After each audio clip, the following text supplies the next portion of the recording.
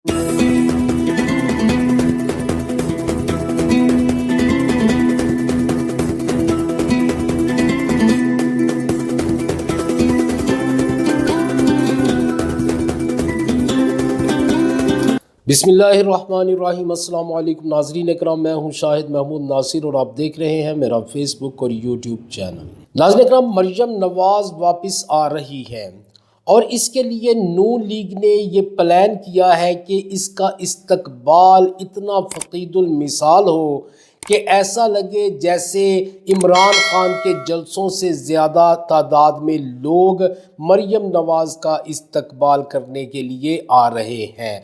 नाज़रीन इकराम, मैंने आपको पहले ख़बर दी थी कि नून लीग के अंदर टूट फूट शुरू हो चुकी है। शाहिद खाकान अब्बासी जो है वो अपना एक अलग ग्रुप बना रहे हैं। अब शाहिद खाकान अब्बासी की नाराज़गी को दूर करने के लिए नून लीग के लोगों ने कमर कस ली है और उनकी कोशिश ये है कि अगर शाहिद खाकान अब्बासी के हाथ पांव भी इनके सामने जोड़ने पड़े और अगर इनके पांव भी पकड़ने पड़े तो पकड़ लो, लेकिन शाहिद खाकान अब्बासी को किसी तरह राज़ी करके ले आओ। मरियम नवाज़ के इस्तकबाल के लिए जो कमेटी बैठी है जिसने ये सारी प्लानिंग और सारी मैनेजमेंट करनी है, उस कमेटी के इजलास के अंदर बहुत सारे लोग गैर हाजिर रहे और बहुत सारे लोगों ने इस इजलास में शिरकत नहीं की, क्योंकि मैंने आपसे पहले कहा था कि मरियम नवाज़ पहले से ये सोच के बैठी हुई है कि उसने 30 से 40 लोगों को अपनी पार्टी से निकालना है और वो 30 से 40 लोग कोई आम लोग नहीं हैं, वो नून लीग के बहुत अहम लोग होंगे जिनको नून लीग से मरियम नवाज़ ने निकालने का फैसला किया हुआ है। और अब बहुत सारे लोग उसके इस्तकबाल के लिए किए जाने वाले इजलास के अंदर शामिल नहीं हुए और इससे साफ जाहिर हो रहा है कि नून लीग का वो प्लान जिसके अंदर वो ये चाहते हैं कि मरियम नवाज़ का फ़क़ीदुल मिसाल इस्तकबाल किया जाए, वो प्लान पहले दिन ही दबरदूस हो चुका है और साफ नज़र आ रहा है कि नून लीग इस वक्त बुरी तरह से टूट फूट का शिकार हो चुकी है।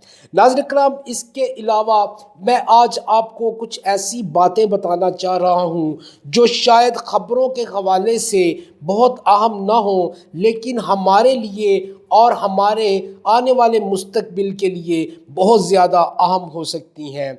मुशर्रफ की बीमारी के हवाले से आप सब लोग जानते होंगे।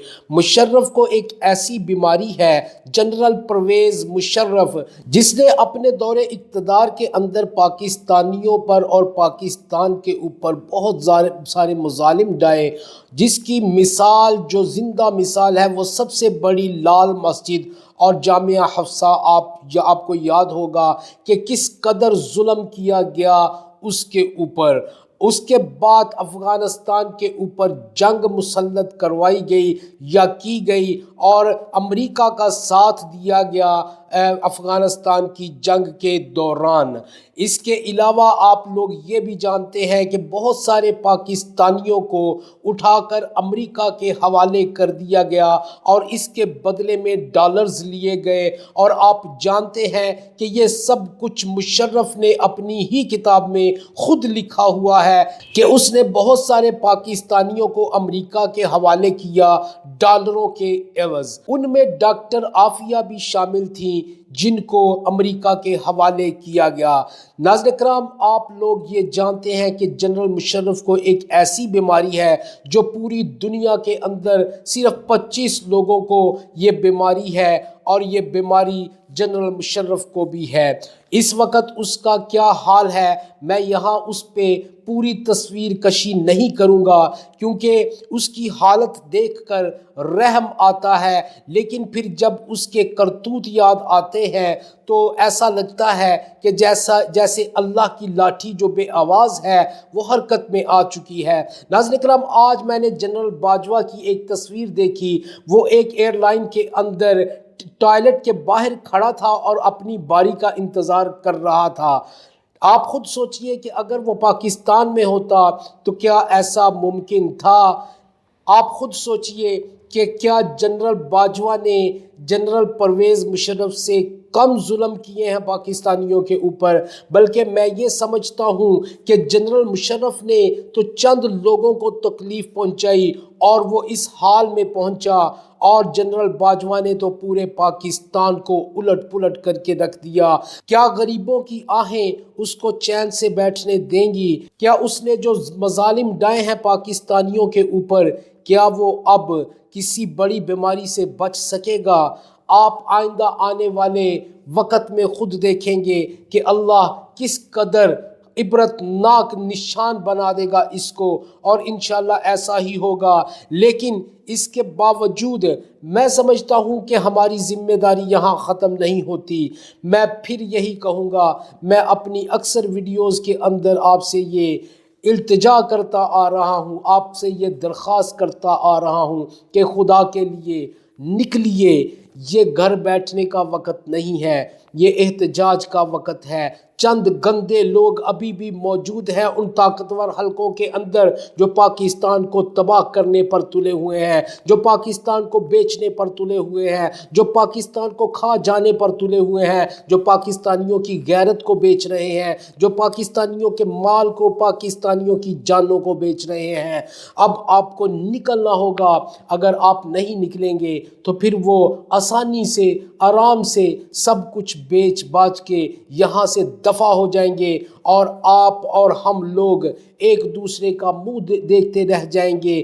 خدا کے لیے نکلیے باہر، اپنے بل بوتے پر اکٹھے ہوئیے اور ادھر جائیے جہاں پر یہ سارا طاقت کا مرکز بنا ہوا ہے، اور ان کے اندر جو گندے انڈے بیٹھے ہوئے ہیں ان کو نکال کر باہر پھینکیے، تاکہ پاکستان کو صاف ستھرا کیا جا سکے، تاکہ پاکستان کو ترقی کی راہوں پر گامزن کیا جا سکے۔ یہی لوگ ہیں جو پاکستان کی ترقی کی راہ میں رکاوٹ بنے ہوئے ہیں، اور ابھی بھی قدم قدم پر رکاوٹیں ڈال رہے ہیں۔ پاکستانی عوام جس کو پسند کرتے ہیں وہ اسی کی راہ میں روڑے اٹکا رہے ہیں۔ یہ ہمارا فرض ہے کہ ہم اٹھیں اور ان روڑوں کو نہ صرف ہٹائیں بلکہ ان روڑے رکھنے والوں کو بھی ہم اپنے راستے سے ہٹا دیں، اس ملک کی ترقی کے راہ سے ہٹا دیں، اس ملک کو ترقی سے روکنے والوں کو ہٹا دیں، اور پاکستان کو ایک عظیم ملک اور ایک عظیم قوم بنائیں۔ ناظرین اکرام، اگلی ویڈیو میں نئی خبروں کے ساتھ دوبارہ حاضر ہوتا ہوں، تب تک کے لیے اللہ حافظ و ناصر۔ پاکستان زندہ باد۔